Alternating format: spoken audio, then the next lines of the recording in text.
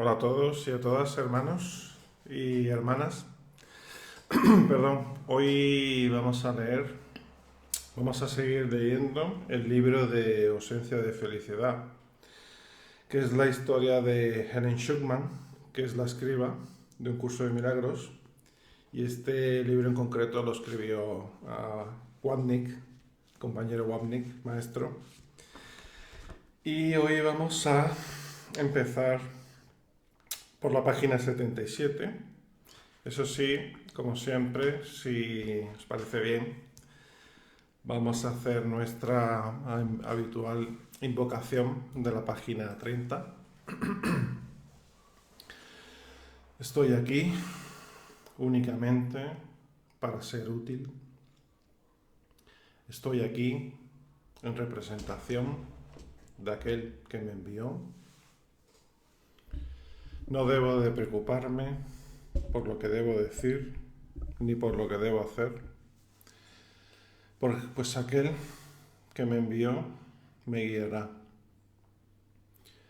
Me siento satisfecho de estar donde quiera que Él desee, porque sé que Él estará conmigo. Sanaré a medida que le permita enseñarme a sanar.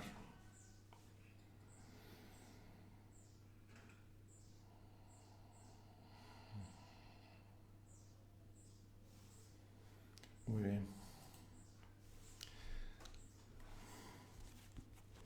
Gracias a la maestra Hilda. Gracias por acompañarme, gracias por acompañarme, gracias a todos los hermanos por estar ahí. Vamos a comenzar la lectura. La bruja y el ángel. Durante el mes de junio de 1975, Helen soñó con una joven quien era un cruce entre una bruja y un ángel.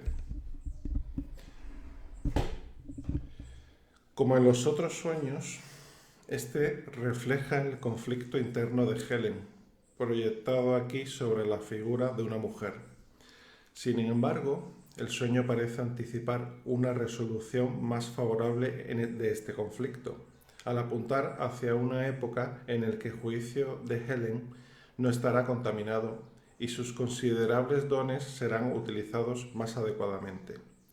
Esta resolución realmente refleja la antes mencionada dimensión transpersonal de la vida interior de Helen como la sacerdotisa, la cual será el tema del epílogo. A propósito, Bill escribió a la máquina el sueño de la descripción que Helen le hizo del mismo, de ahí su diferencia estilística de los otros. Los dos comentarios entre paréntesis son de Bill. Una menuda mujer delgada, intensa y de cabello oscuro, quien es como una niña. Es una persona impulsiva y curiosa, pero Helen le tiene cariño y al mismo tiempo no tanto cariño. Esta mujer niña tenía ciertos talentos y dones, mucho de lo sobrenatural. Si bien no era una malvada, tenía poco criterio para juzgar. Ella no podía ver la diferencia. En general, ella estaba en algún punto entre una bruja y un ángel. Era sumamente caprichosa. Había vivido con Helen, pero siempre se separaban con una gran pelea.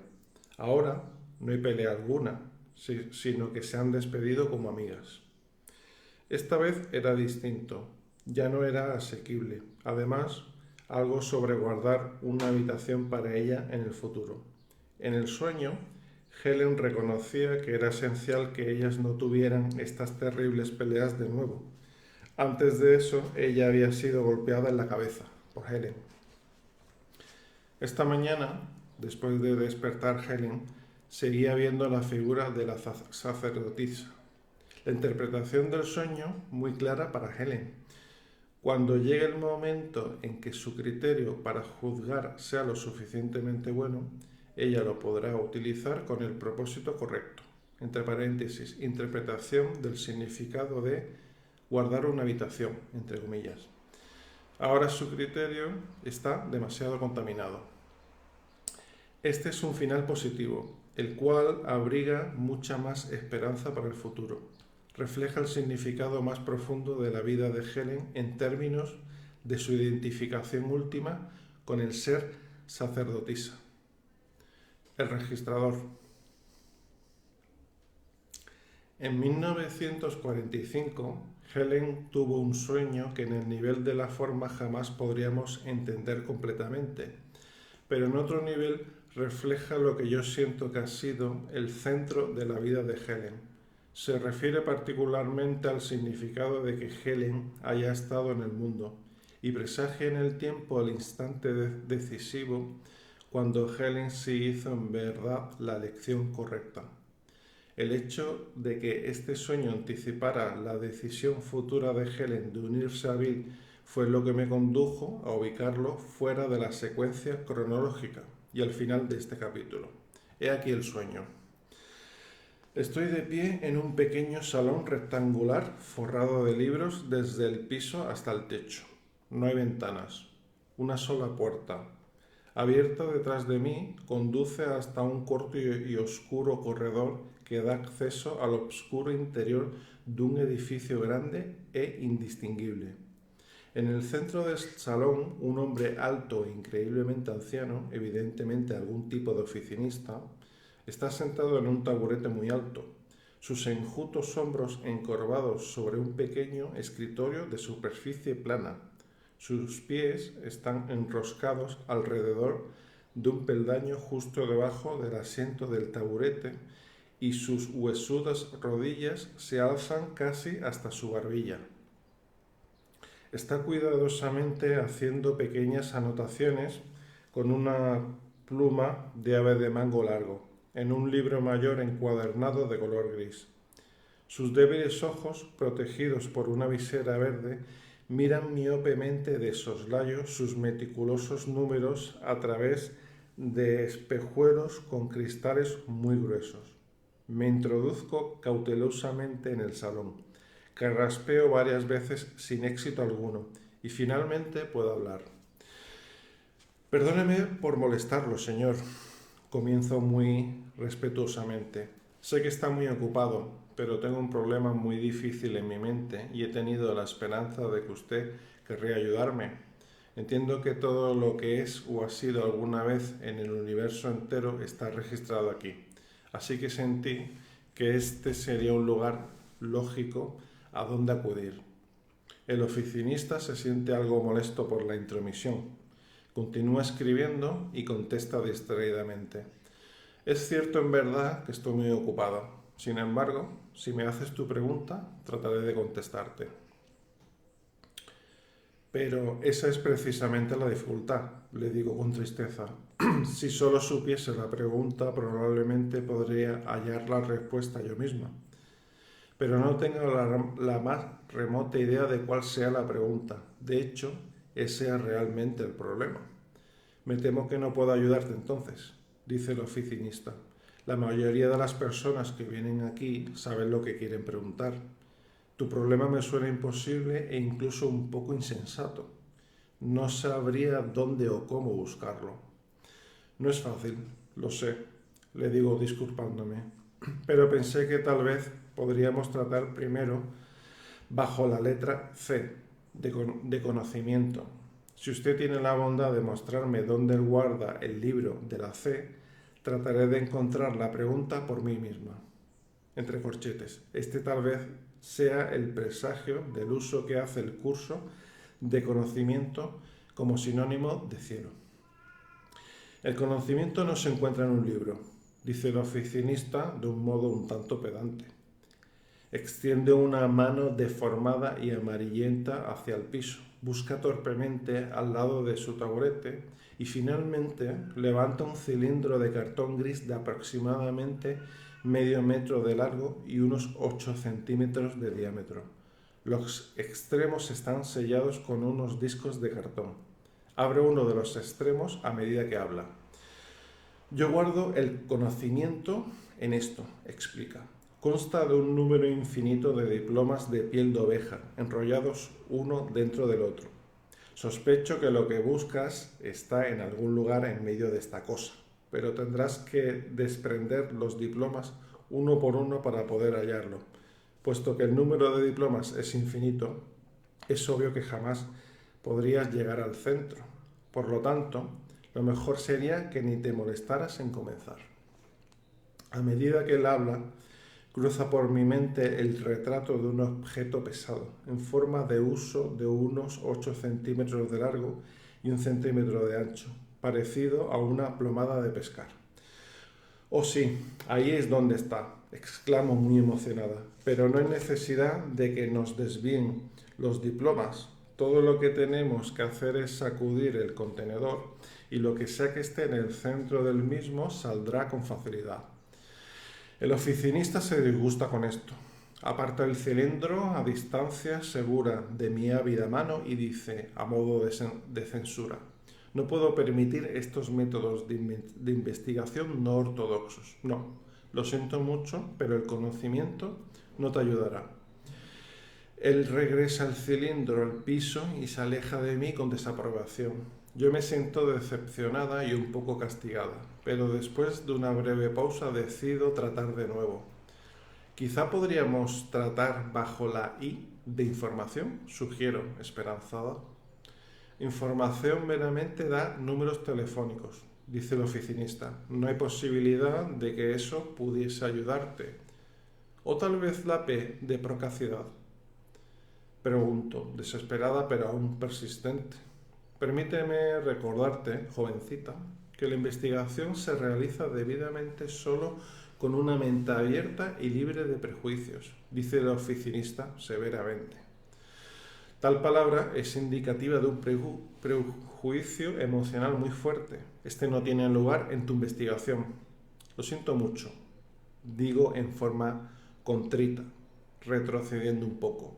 Yo solo pensé una vez, me interrumpo y luego digo, esta vez más bien con violencia.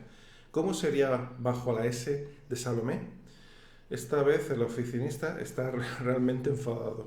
Ahora estás diciendo puras tonterías, dice él bruscamente. Yo no tengo tiempo para sandeces y te sugiero que te marches. La ira del oficinista me asusta y trato de calmarlo para que recobre un grado razonable de cordialidad. Por favor, no se enfade conmigo, le suplico. Realmente no lo quise decir, simplemente se me salió. Mire, para que vea, lo olvidaré todo si usted lo prefiere.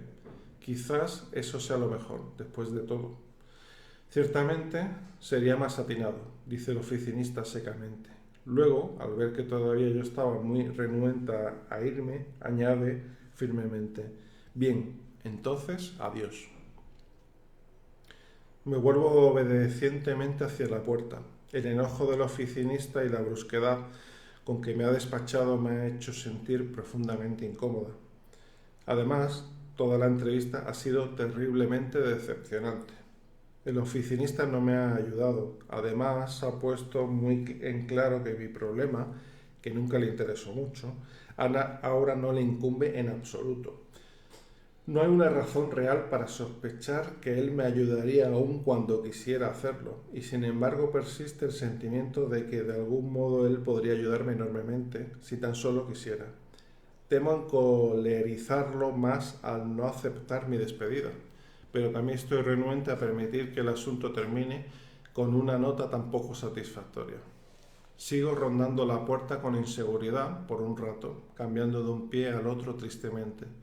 Luego regreso al salón muy suavemente de puntillas. Al principio el oficinista finge que no me ha visto. Al fin mueve los hombros con resignación y dice con forzada paciencia: ¿todavía aquí, Me temo que sí, digo en voz muy baja. Sé que soy una terrible molestia, pero me preguntaba si usted me diría qué está haciendo, es decir, si no le importa mucho, añado rápidamente. Estoy llevando cuentas, dice el oficinista brevemente. ¿Las cuentas de quién? Le pregunto con avidez complacida de que siquiera me haya contestado. Las de todo el mundo, responde el oficinista. No entiendo eso, digo yo. ¿Podría tener la bondad de explicármelo? El oficinista suspira. Supongo que no tendré paz hasta que lo haga, dice él cansadamente. Muy bien, pues, en este libro mayor hay una página de cuentas de todos los que viven y todas sus acciones se registran aquí. Siempre que alguien muere, yo trazo una línea debajo del último registro. Sumo todas las cantidades y obtengo un total. Este total se lo paso a las autoridades pertinentes. Ya veo, digo muy interesada. ¿Quiere decir que usted decide quién ha sido bueno o malo? Y cosas así. Por vida mía, no, responde el oficinista. Yo simplemente registro los hechos. Bueno y malo no tienen ningún significado para mí. Eso puede interesarle a las autoridades, por supuesto. Yo no sabría, no es mi departamento. Estaba pensando, digo, hablando en tono casual, es decir, bueno, ¿cómo diría usted que luce mi página? No lo sabría aún, responde el oficinista sin mucho interés. Tu cuenta no se ha cerrado aún. Lo sé, pero ya debe haber algunas cifras en ella. Yo estaba como preguntándome, ¿cómo lo ve hasta ahora? ¿Cree usted que cuadrará bien? Pregunto ansiosamente. Yo jamás me aventuro a especular, replica el oficinista. En mi trabajo sería una pérdida de tiempo. Una y otra vez he visto a una persona decidirse súbitamente a hacer algo muy inesperado, algo que cambia el cuadro total de sus cuentas. Es bastante probable que no lo haga hasta el último minuto, por lo tanto, he desistido de especular de antemano. Y más tarde, por supuesto, ya no es necesario adivinar. Te diré una cosa, no obstante, dice, girando repentinamente hacia mí y hablando con un énfasis no acostumbrado. Tu cuenta final se determinará en gran medida por lo que decidas hacer con ese calzador. ¿Calzador? Grito asombrada. ¿Qué calzador? No tengo ni idea alguna acerca de lo que usted está hablando. El oficinista me mira directamente. Creo que lo sabes, dice muy calmadamente. Oh, sí, creo que lo sabes. Sin embargo, prosigue y su voz regresa a su anterior tono casual. A mí no me importa de una manera u otra. Me pareció caritativo mencionarlo, puesto que tengo la idea de que no te das cuenta de su importancia. En cuanto a mí, registraré debidamente tu decisión cuando la tomes y ahí terminará mi interés en el asunto. Y ahora, si me disculpas, proseguiré con mi labor de llevar los libros, después de esta larga y más bien fútil interrupción. Adiós nuevamente. Esta vez yo también le digo adiós. Recuerden que el sueño ocurrió en 1945, alrededor de 13 años antes de que Helen conociese a Bill y 20 años antes del discurso de Bill Tiene que haber una manera mejor, el cual, como veremos más adelante, fue el estímulo externo para que Helen fuese la escriba de Un curso de milagros.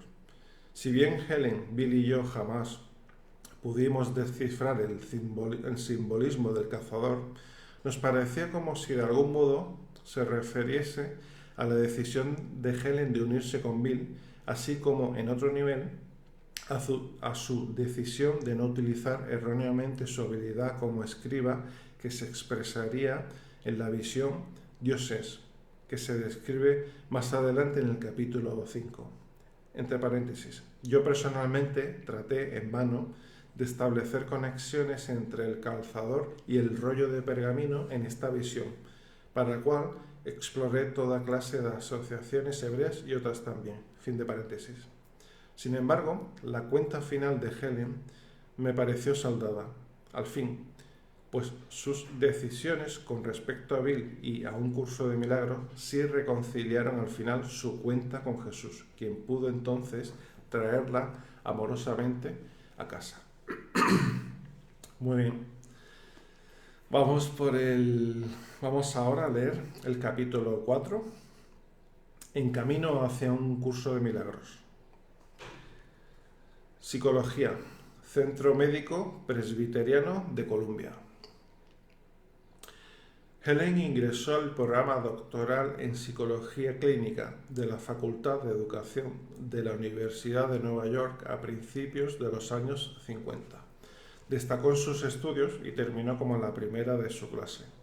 El éxito de Helen fue mucho más sorprendente debido a su fobia contra la lectura. Uno podría casi haberla llamado una analfabeta funcional, como yo solía bromear con ella, debido a esta fobia. Retornaré a esta increíble capacidad para aprender, especialmente dado este impedimento psicológico, en el capítulo 6. La dificultad de Helen en la escuela estaba compuesta, por otra parte, por una ansiedad de escritora que rayaba en lo extremo, lo cual hacía que las tareas escritas fuesen muy difíciles. Aquí recurro nuevamente a la autobiografía de Helen para un relato de los acontecimientos correspondientes a este periodo de tiempo. Como estudiante de licenciatura me las había ingeniado para escribir muy pocos trabajos, conformándome con una nota inferior o con leer un libro extra. Cualquier cosa para evitar escribir los trabajos. En el posgrado los escribía y reescribía cualquier número de veces y necesitaba la reafirmación de Lewis para cada nueva versión. Después que los había entregado, me preocupaba incesantemente hasta que me los devolvían. Siempre estaba segura de que había escrito algo terriblemente estúpido y de que el profesor se reiría de mí cuando lo leyera. Siempre obtenía buenas notas y comentarios favorables, lo cual no era sorprendente en vista de cuán duro había trabajado. No me sentía segura y en cada ocasión tenía la certeza de un desastre. Esta experiencia de extrema ansiedad sobre la calidad de su trabajo escrito surgió nuevamente, como veremos, a medida que su trabajo como escriba de un curso de milagros progresaba. A propósito, los comentarios de Helen aquí fueron excesivamente modestos. Tengo en mi poder 2 trabajos de fin de trimestre que ella escribió, Conceptos psicoanalíticos de un ser real y Conceptos psicoanalíticos del conflicto básico, los cuales le fueron devueltos por su profesor, el Dr. William Rockwell, con los siguientes comentarios sobre cada trabajo respectivamente. Apreciada señora Schuckman, una de las satisfacciones de estar dedicado a la actividad docente es la de ser testigo de cómo un estudiante se esfuerza y alcanza una meta en la consecución y síntesis de su pensamiento que es incondicionalmente admirable. Este trabajo es tan bueno que vacilo al utilizar adjetivos de uso corriente para describirlo. Felicitaciones por un excelente trabajo. ¿Qué tal si lo publica? Creo que lo amerita. Comentémoslo algún día. Apreciada señora Schuckman, no sé si usted ha experimentado alguna vez el orgullo y la dicha que embarga a un maestro ante una excelente obra realizada por un estudiante. Así me siento ahora. Este es un trabajo extremadamente bueno. Otro profesor también leyó este segundo trabajo y escribió: si es que puedo añadir mis comentarios también, solo me gustaría decirle el gran placer que ha sido en verdad leer su trabajo. Usted tiene la clase de mente hacia la cual uno solo puede tener la más profunda admiración y el más profundo respeto. El interés profesional de Helen era la investigación y los niños con retraso mental, una población siempre muy allegada a Helen. En verdad, los retrasados mentales eran probablemente el único grupo acerca de quienes yo jamás escuché a Helen pronunciar una palabra de crítica o poco amable. Al graduarse en 1957, una propuesta de subvención basada en su estudio doctoral, un estudio sobre la capacidad de aprendizaje de los niños con severo retraso mental, le fue aprobada para provisión de fondos por una agencia federal la cual no le había dado fondos a la universidad desde hacía más de 30 años. El proyecto resultó bien y la directora del departamento le ofreció un puesto como maestra en la universidad, basado en el acuerdo de que ella habría de someter propuestas de investigación adicionales, una actividad en la cual Helen era experta. El éxito de la carrera profesional de Helen parecía asegurado y ella tuvo visiones de ser la directora de un gran departamento de investigación. El lanzamiento adecuado de esta carrera solo esperaba la casi segura aprobación de sus más recientes solicitudes de subvención. El día que las estaban considerando, el nivel de ansiedad de Helen era superior a su acostumbrado alto nivel, por lo cual ella se fue a dar un paseo en un intento por calmar sus nervios y distraer sus pensamientos. Para su gran sorpresa, esta atea racional se encontró en una iglesia católica. y para mi aún mayor sorpresa encendí una vela y oré por la aprobación de mis propuestas de subvención. Quizás pensé que era un buen momento para darle a Dios una oportunidad más debido a que estaba tan desesperada. No estaba preparada, sin embargo, a darle opción alguna en cuanto al resultado. Quería que me aprobasen fondos para más propuestas y eso no tenía vuelta de hoja. Incluso antes de terminar de hacer mi petición, yo sabía cuál iba a ser el desenlace. Era como si me estuviesen diciendo que el departamento en el que yo estaba era el lugar equivocado para mí y que no me habría de quedar allí. Las subvenciones no llegarían y yo tendría que buscar un trabajo en otro lugar. Esto era totalmente inaceptable para mí. Helen me dijo más adelante que ella le había informado a Dios que su petición era no negociable. Ella quería que se aceptasen estas propuestas de subvención. Y salí de la iglesia con mucha ira. Helen sabía que había perdido la batalla y que no se saldría con la suya.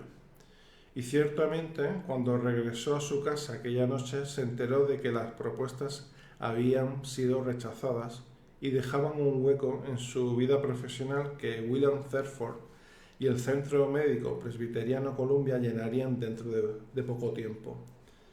No creo que el ego de Helen jamás olvidase ni perdonase esa afrenta a su propia importancia. En palabras de Un curso de milagros, Helen siempre prefería tener razón más bien que ser feliz. Es una afirmación que podemos encontrar en el capítulo 29 del texto, en el epígrafe 7, párrafo 1. Y ella proseguía esta actividad con agravantes, al elegir, últimamente, como veremos, sacrificar su felicidad y paz mental en sus intentos egoístas por mantener el control sobre su vida y excluir a Dios. Ahora Helen estaba desempleada y no hizo nada durante varias semanas excepto tornarse progresivamente deprimida y colérica.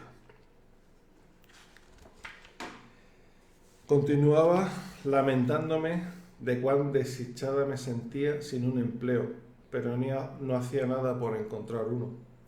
Realmente había establecido excelentes conexiones profesionales y probablemente solamente tenía que llamar a unos cuantos amigos. Sentía, sin embargo, que en realidad ellos me debían llamar a mí, aun cuando ellos no sabían que yo estaba disponible. Finalmente reconocí lo poco razonable de mi posición. Me serené, hice una lista de personas a quien podía llamar y comencé a hacerlo a la mañana siguiente.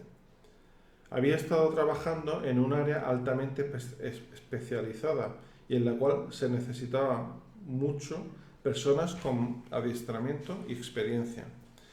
La primera persona a quien llamé, Harold Michael Smith, me dio una lista de contactos muy prometedores. Inmediatamente después de la llamada de Helen, William Thetford, quien había llegado al centro médico recientemente, también llamó a Michael Smith y le preguntó si conocía a algún psicólogo investigador bueno para un proyecto en el Centro Médico Presbiteriano de Columbia. Helen estaba a punto de hacer la primera llamada en la lista que había recibido, cuando Michael Smith la volvió a llamar y le dijo enfáticamente que se olvidara de la lista que él le había dado. Llaman a William Thetford ahora mismo. Él es el director del Departamento de Psicología en el Hospital Presbiteriano. Aquí está su número. Y cuando lo localices, asegúrate de decirle que yo dije que él te estaba buscando. Helen no quería trabajar particularmente en un ambiente médico, ni la descripción del trabajo le sonaba muy atrayente. Sin embargo, debido a la sorpresiva urgencia de Michael Smith, ella le hizo su primera llamada al Dr. Thetford y se concertó una cita. Al entrar en su oficina unos días después, hice el primero de una serie de comentarios que yo mismo no entendía y al cual le presté muy poca atención en ese momento. Y ahí está, dije para mis adentros. Él es a quien tengo que ayudar. Yo habría de hacer un comentario algo similar unos días más tarde, después de que Bill y yo nos habíamos conocido un poco mejor. Fue otra de esas cosas raras sin relación alguna que de algún modo comenzaron a irrumpir en mi consciente sin que tuviese conexión alguna con mi vida presente. Por un breve intervalo me parecía que estaba en algún otro lugar, diciendo, como si respondiese a una llamada silenciosa pero urgente: por supuesto que iré, padre. Él está atascado y necesita ayuda. Además, solo será durante tan poco tiempo. La situación tenía algo de la calidad de una memoria medio olvidada y yo solo era consciente de estar en un lugar muy feliz. No tenía idea de a quién le estaba hablando, pero de alguna manera sabía que estaba haciendo un compromiso definitivo que no rompería. El comentario real, sin embargo, tenía poco significado para mí, igual que el anterior en la oficina de Bill durante nuestra primera reunión. Esta memoria medio olvidada se puede entender como la breve conciencia que Helen tenía de otro nivel en su mente, en el cual ella había estado de acuerdo, un compromiso definitivo, con aceptar su función como la portadora de luz, para Bill, así como para el mundo. Este otro nivel de su mente es el hogar del ser sacerdotisa de Helen, la cual estaba en constante comunicación con Dios. El trabajo no valía mucho, sin título ni salario impresionante, mas Helen lo aceptó, ostensiblemente por las razones de que el Centro Médico Presbiteriano Columbia era una institución de prestigio. Ella tendría tiempo para dedicarse a su consultoría en el Instituto Shield para niños con retraso mental, una organización que ella quería mucho y de que habría fondos disponibles para proyectos especiales que ella pudiese iniciar. En retrospectiva, sin embargo, Helen escribió: en vista de los últimos acontecimientos, sin embargo, parece probable que en realidad yo no tuve mucha opción en el asunto. Era ahí donde se suponía que yo estuviese. El puesto, sin embargo, resultó ser incluso mucho peor de lo que Helen había imaginado. El trabajo era realmente espantoso. El hospital no proveía espacio para el proyecto y se hacía cada vez más claro que el nivel más alto lo consideraba más como un riesgo que como una ventaja. Cuando al fin se ubicó en un departamento cercano, yo me instalé en el trabajo más tedioso y en la situación más difícil de mi vida profesional. El trabajo era más que rutinario, en realidad era opresivo. Además, se llevaba a cabo en una atmósfera de sospecha y competitividad a la cual no había sido expuesta previamente. Al conocer mejor a Bill me enteré de que había serias dificultades en todo el departamento. Desde los fondos, así como la armonía interpersonal, escaseaban depresivamente. Al crecer la amistad de Helen y Bill, Helen se enteró de que Bill, al igual que ella, había terminado en el Centro Médico Presbiteriano de Columbia, en cierto modo, para su propia sorpresa. Él había estado previamente en el Centro Médico de la Universidad de Cornell, al otro lado de Manhattan, donde trabajaba bajo la dirección de Harold Wolff, el notable pionero en el estudio de la medicina psicosomática.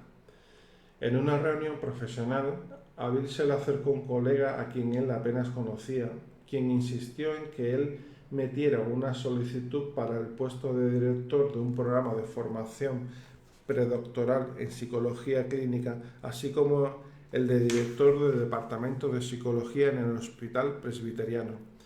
Bill no estaba interesado, puesto que en ese momento se sentía complacido de permanecer en Cornell. Sin embargo, estuvo de acuerdo al menos en acudir a una entrevista. Aún sin interés en el cambio, Bill hizo lo que consideró una petición irrazonable, a saber, que lo nombrasen profesor asociado. Algún tiempo después, para su sorpresa, a Bill le concedieron su petición. Así que en febrero de 1958, Bill se convirtió en profesor asociado de psicología médica en el departamento de psiquiatría. Más tarde lo ascendieron a profesor de planta. Helen entró como profesora asistente y más tarde fue ascendida a profesora asociada. Al igual que Helen, Bill había tenido una cuota más que suficiente de dificultades en su vida en el mundo, a pesar de su rápido adelanto profesional. En palabras de Helen, cuando yo llegué unos meses más tarde no cabía duda alguna de que Bill necesitaba ayuda. Se veía demacrado y necesitaba imperiosamente a alguien con quien hablar. La suya era una asignación inesperadamente difícil. Así pues, por una parte, Helen y Bill obviamente fueron unidos, como si ambos reconociesen en otro nivel un propósito mayor al simplemente profesional. Helen sentía una inesperada devoción por ayudar a Bill a desarrollar el departamento de psicología. El esfuerzo de ellos, dicho sea de paso, aunque exitoso en algunas áreas, fracasó terriblemente en otras, puesto que sencillamente no había apoyo para la psicología en el hospital. Sin embargo, por otra parte, había otra fuente de tensión que nosotros encontrábamos aún más difícil de manejar. Bill y yo éramos realmente el equipo más improbable, y a pesar de nuestra meta compartida, nos exacerbábamos mutuamente los ya gripados nervios una buena parte del tiempo. Si bien yo no conocía a Helen y a Bill durante este periodo de tiempo, mi cercana amistad y asociación con ellos más tarde no hace muy difícil describir, al menos en términos generales, la tremenda animosidad que existía entre ellos. Esperaré hasta unos capítulos más adelante para una presentación de algunos de los detalles más infelices, durante el periodo en el que yo sí estaba presente. Basta por ahora con afirmar que Helen y Bill probablemente no habrían podido decirse hola uno al otro por la mañana sin que ello los condujera a mayor fricción y tensión. Cada uno encontraba al otro básicamente responsable de la infelicidad del otro. Helen hasta acusó a Bill bastante directamente de ser responsable de todas las dificultades de ella, incluso desde antes de que se conocieran.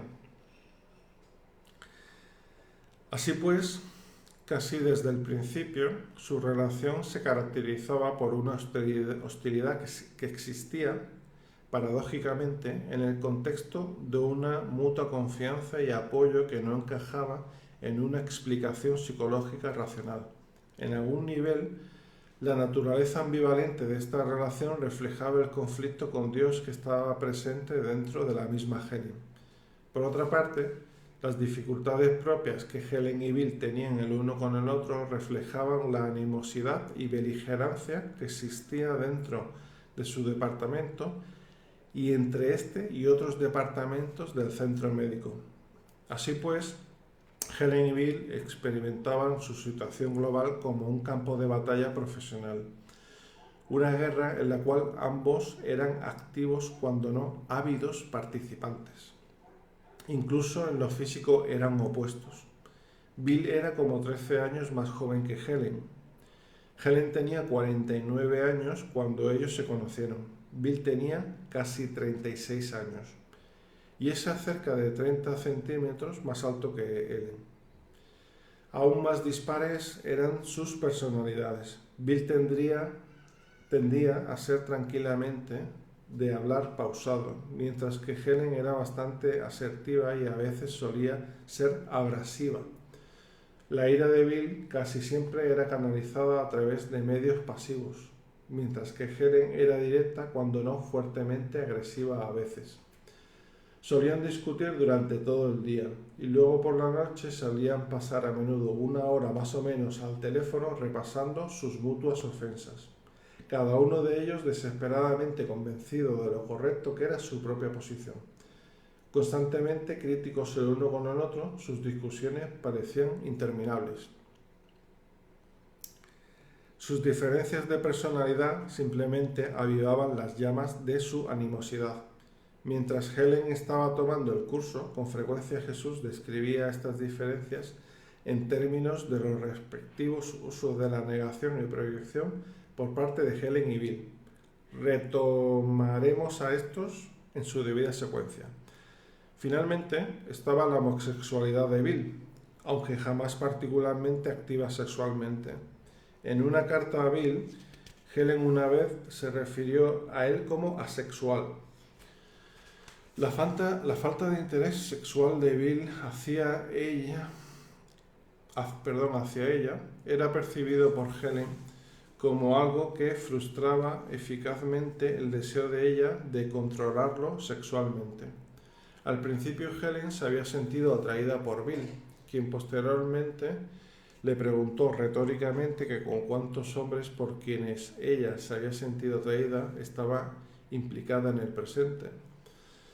La respuesta, por supuesto, fue que con ninguno, y una forma sexual de su intensa relación obviamente habría interferido con la transmisión de un curso de milagros.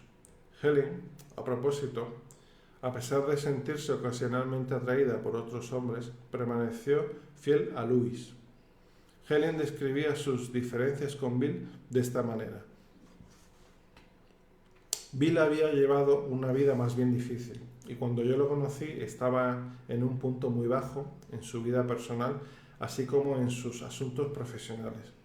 Él estaba bastante vulnerable a la ansiedad, deprimido y algo apartado. Sin embargo, mantenía una persistente chispa de optimismo inherente y la creencia un tanto vacilante de que había una salida y que él se las arreglaría para encontrarla. En contraste, yo estaba ansiosa al punto de la agitación, capaz de ser mordaz y trabajaba con una intensidad que Bill encontraba positivamente alarmante. Yo trataba de mantener una fachada de esperanza y de certeza, pero el pesimismo y la inseguridad subyacentes estaban muy cerca de la superficie. Bill y yo abordábamos los problemas del departamento y reaccionábamos a la presión en formas muy distintas. Bill era propenso a aislarse cuando percibía una situación como muy acuciante o coercitiva, lo cual hacía con frecuencia, direcciones en que su percepción estaba bastante perjudicada en ese momento. Él raras veces atacaba abiertamente cuando estaba enojado o se sentía irritado, lo cual le sucedía a menudo, pero era mucho más probable que se tornase progresivamente reservado y hermético, y luego abiertamente colérico. Yo, por el contrario, tenía la tendencia a involucrarme excesivamente y a luego sentirme irremediablemente atrapada y resentida. Recibía muchas peticiones de ayuda durante este periodo, y mi teléfono estaba generalmente ocupado toda la noche, a veces hasta muy tarde. Yo no rehusaba ayudar allí donde podía, aun cuando muchas llamadas procedían de personas totalmente extrañas quienes habían obtenido mi nombre de algún modo. En verdad, generalmente yo era más compasiva con los extraños y con los recién conocidos que con aquellos más cercanos a mí, tales como Louis o Bill, hacia quienes sentía considerable resentimiento. Mi sentido de que abusaban de mí, el cual había aumentado con los años, comenzó a alcanzar un potencial explosivo. La naturaleza perjudicial de su propia relación se reflejaba en sus relaciones profesionales. El estado del departamento empeoraba y se llenaba de tensión, en medio de una atmósfera de competencia, disputas y una ira muy disgregadora. Respecto a su relación con Bill, Helen escribió en su autobiografía: la relación entre Bill y yo se deterioraba firmemente. Nos habíamos tornado bastante interdependientes, pero también habíamos desarrollado una ira considerable el uno hacia el otro. Nuestros genuinos intentos de cooperar estaban más que contrabalanceados por nuestros crecientes resentimientos. Comenzamos a rendir mucho menos en nuestro trabajo, al tiempo que experimentábamos cada vez más fatiga. Se hacía cada vez más evidente que lo mejor que yo podía hacer era irme. Sin embargo, Bill y yo parecíamos estar atrapados en una relación de la cual, aunque la odiáramos en muchas formas, no podíamos escapar. Esta severa tensión de las relaciones personales y profesionales de Helen y Bill se convirtió en el ambiente para el repentino viraje que condujo al comienzo de un curso de milagros. Como diría el curso más adelante, en la crucifixión radica la redención. Esta cita la podemos encontrar en el capítulo 26, epígrafe 7. Y dejamos esta redención para el último capítulo. Muy bien. Vamos a leer ahora el capítulo 5, En camino hacia un curso de milagros. 1965. Tiene que haber otra manera. Tal como Helen lo registró en su autobiografía, en junio de 1965 tuvo lugar un cambio de lo más inesperado. Lo que ocurrió después es particularmente difícil de describir, porque yo había llegado a un estado mental en el cual una respuesta positiva de mi parte era singularmente improbable. Sin embargo, hubo una, y desde ese momento en adelante comenzó un gran cambio. Algún tiempo antes, Helen y Bill se habían convertido en consultores para un proyecto de investigación interdisciplinario en el centro médico de la Universidad de Cornell, donde antes trabajaba Bill. Sus responsabilidades incluían una reunión semanal de 1 hora, la cual llegó a convertirse en el epítome de todo lo que andaba mal en sus vidas personales y profesionales. Las reuniones se caracterizaban por la misma malendicia, cuando no competitividad e ira, a las cuales ellos estaban acostumbrados en su propio centro médico, sin mencionar la de su propia relación. Helen y Bill odiaban asistir a las reuniones, puesto que se sentían incómodos y con mucha ira, mas creían que profesionalmente no tenían alternativa. Así que esta tarde de junio se preparaban una vez más para salir y se detuvieron primero en el apartamento de Bill en el lado oeste de la ciudad. Esta vez, sin embargo, su perenne discusión negativa tomó un giro distinto.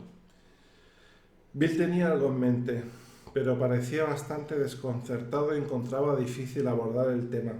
En verdad, intentó comenzar varias veces sin éxito alguno. Por fin, respiró profundamente, se ruborizó un poco y pronunció un discurso. Le resultó difícil, me dijo más tarde, porque las palabras sonaban trilladas y sentimentales incluso cuando las pronunciaba. Tampoco esperaba una respuesta particularmente favorable de mi parte. Sin embargo, dijo lo que sintió que debía decir. Había estado pensando las cosas y había concluido que ellos estaban utilizando el enfoque equivocado. Tiene, dijo, que haber otra manera. Nuestras actitudes se habían tornado tan negativas que no podíamos resolver nada. Él había decidido, por lo tanto, tratar de mirar las cosas de manera distinta. Bill propuso, bastante específicamente, probar el nuevo enfoque ese día en la reunión de investigación. No se iba a enfadar y estaba determinado a no atacar. Iba a buscar un lado constructivo en lo que las personas dijesen e hiciesen, y no se iba a centrar en las faltas ni a señalar errores. Iba a cooperar más bien que a competir. Obviamente habíamos tomado el camino equivocado y era el tiempo de tomar una nueva dirección. Fue un discurso largo para Bill y se expresó con inusitado énfasis. No cabía duda de que estaba hablando muy en serio. Cuando terminó, esperaba mi respuesta con evidente incomodidad. No importa la reacción que él pudiera haber esperado.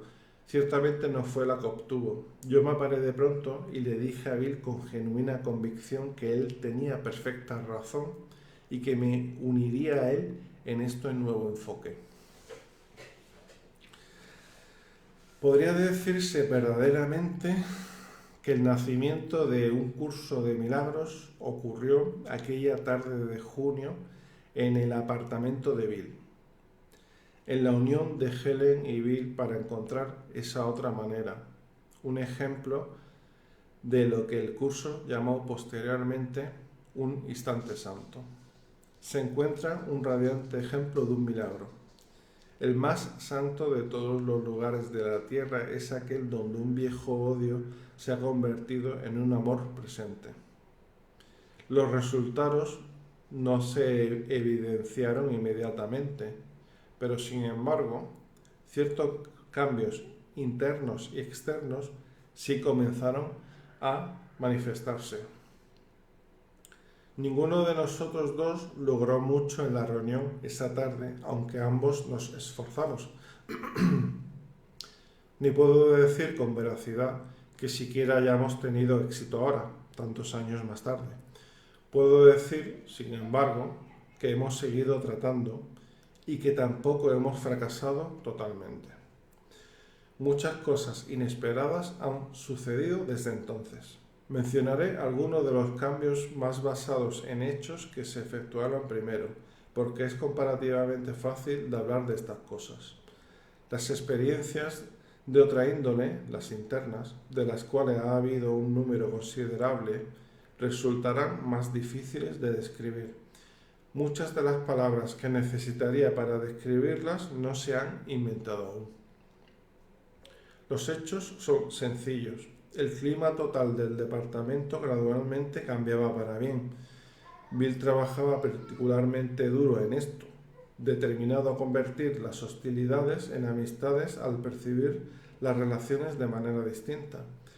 Requería gran esfuerzo de su parte, pero finalmente sí tuvo éxito. Las tensiones disminuyeron y los antagonismos se desvanecieron.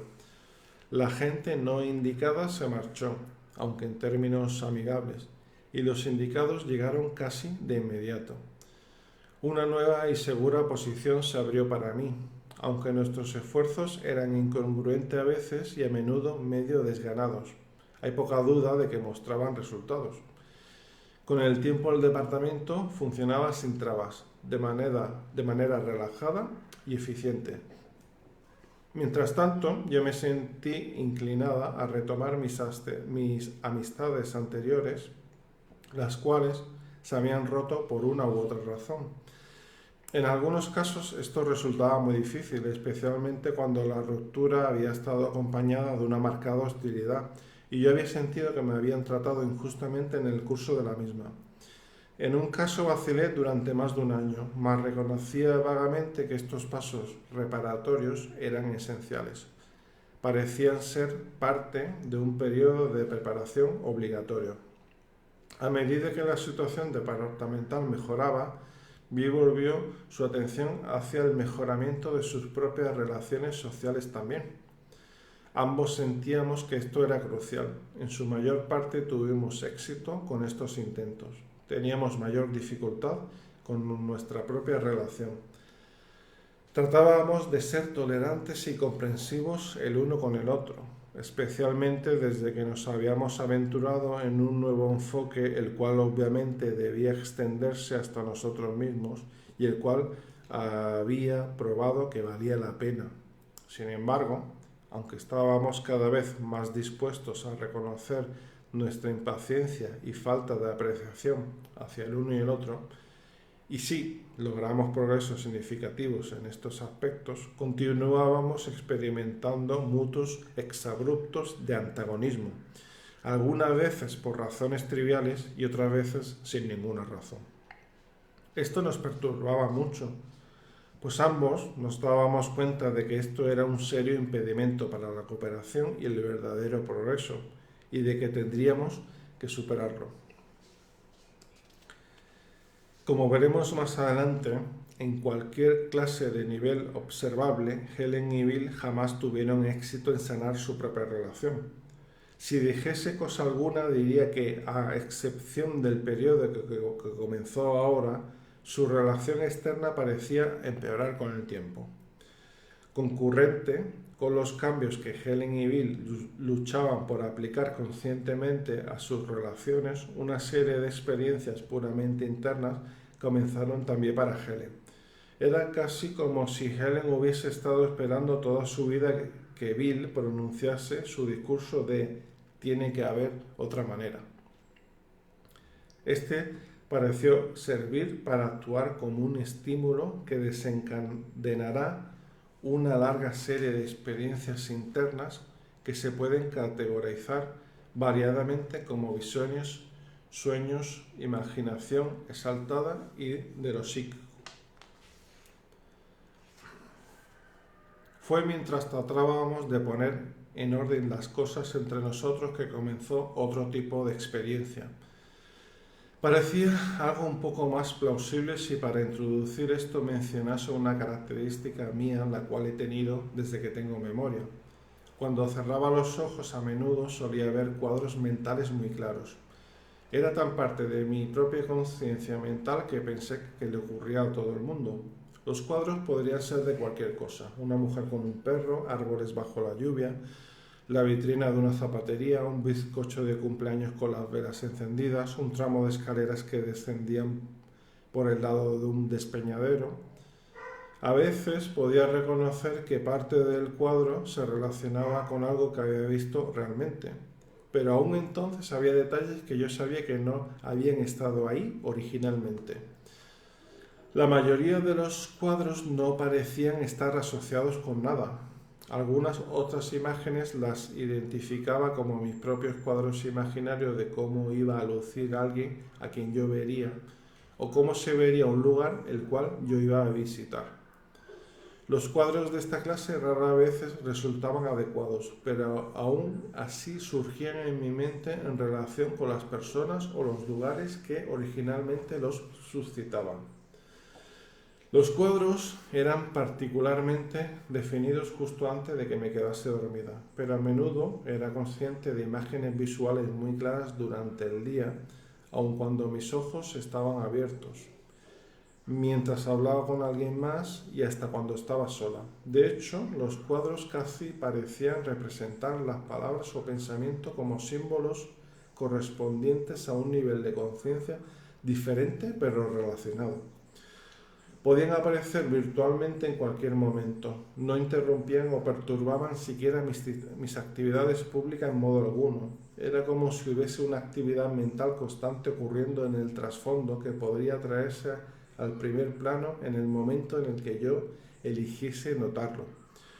Durante años los cuadros habían sido inmóviles y en blanco y negro, y eran muy parecidos a una serie de vistas fijas, a menudo sin ninguna relación o progresión.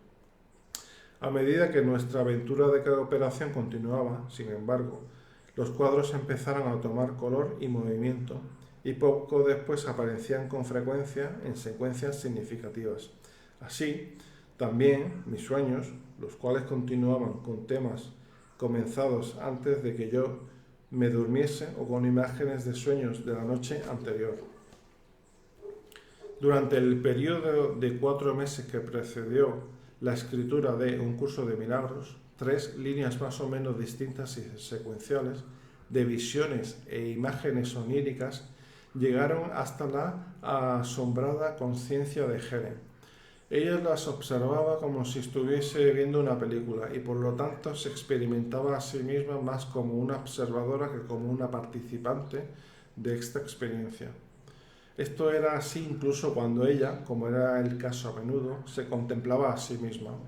Era como una parte de su yo estuviese observando a la otra.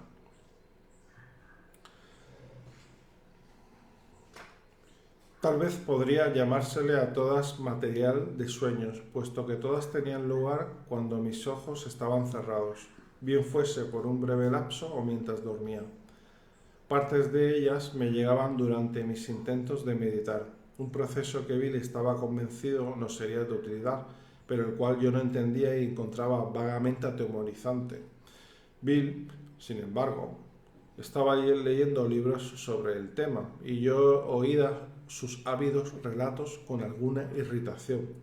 No sentía que nuestro acuerdo de probar un nuevo enfoque a los problemas justificaba el penetrar en áreas de chifladuras.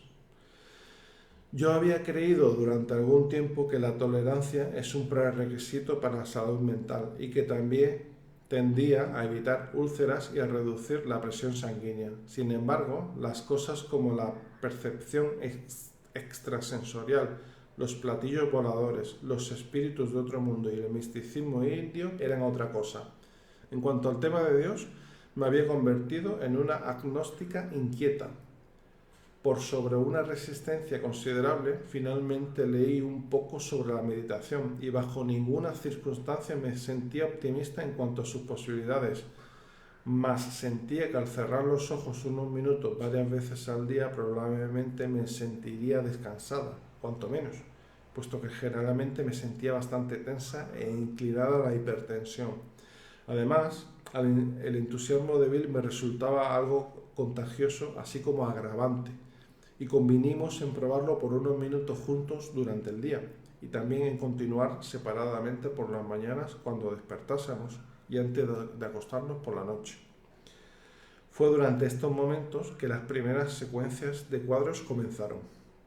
Aquí, pues, está el propio relato de Helen sobre estas experiencias, las cuales comienzan con la visión de la sacerdotisa parcialmente citada en el capítulo 1. Las experiencias se traslapan entre sí de algún modo, pero Helen las presentó separadamente en 3 series para efectos de claridad, y como lo hago yo aquí, reflejan un lado bastante diferente de Helen, y esta primera experiencia en particular refleja el ser más allá de lo personal que yo mencioné en el prefacio de este libro. Muy bien, pues lo siguiente sería la serie 1 de la página 98, y si os parece bien, lo dejamos por aquí hoy. Gracias a Hilda por acompañarme, gracias a Joy Shanti, gracias a Salvador Palma Durán, gracias a Amalia, gracias Casey, gracias por acompañarme, Mari Carmen Barros. Lo dejamos aquí, la lectura de Ausencia de Felicidad por hoy. Eso sí, os comento y os invito a estar presentes en la lectura del capítulo 13 de Un curso de milagros, que lo hará la hermana Viviana de Argentina en la página de Facebook de miracle.log. Después de la lectura de las 12, hacia la 1:30 o las 2 horas de España, estaremos en Zoom para hacer preguntas y para hallar respuestas entre todos, junto con Hilda Núñez. Y bueno, pues hoy tenemos también reunión de administradores por Skype a las 4, y finalmente hoy a las 7 de la tarde también reunión por Zoom con Hilda Núñez para maestros, fundamentalmente, aunque bueno, podéis preguntar lo que queráis. Muy bien, pues muchas gracias, hermanos, bendecidos.